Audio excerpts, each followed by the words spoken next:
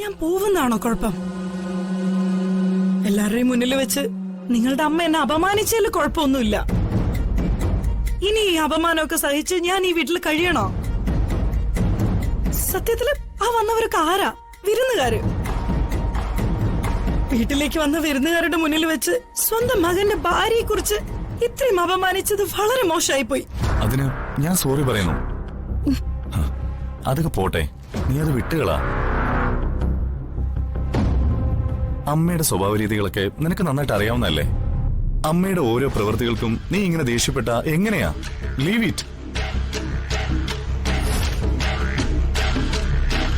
സാറിനെ സ്നേഹിച്ചൊരു തെറ്റിന്റെ പേരിൽ വീട്ടിലേക്ക് വരുന്ന എല്ലാവരുടെയും മുന്നിൽ വെച്ച് അപമാനിക്കപ്പെടുന്നത് എനിക്കത് സഹിക്കാൻ പറ്റുന്നില്ല സാർ. അമ്മയുടെ സ്വഭാവത്തിന് എനിക്ക് എന്ത് ചെയ്യാൻ പറ്റും? ഇതിന്റെ പേരിൽ എന്റെ ഭർത്താവിന് എന്തെങ്കിലും ചെയ്യാൻ കഴിയുന്നുള്ള പ്രതീക്ഷയൊന്നും എനിക്കില്ല. ഈ വീട്ടില് എനിക്ക് എന്തെങ്കിലും ഒരു വില കിട്ടുമെന്ന് ഞാൻ പ്രതീക്ഷിക്കുന്നില്ല. പ്രേമിച്ച പുരുഷനെ വിവാഹം കഴിച്ച സന്തോഷത്തില് നല്ലൊരു ജീവിതം പ്രതീക്ഷിച്ച ഞാൻ ഈ വീട്ടില് വലതുകാല് വെച്ച് കയറി വന്നത്. ഇപ്പൊ ഈ വീട്ടില് എനിക്ക് ഒരു സന്തോഷമില്ല. ഇനി അതെനിക്ക് കിട്ടാനും പോകുന്നില്ല.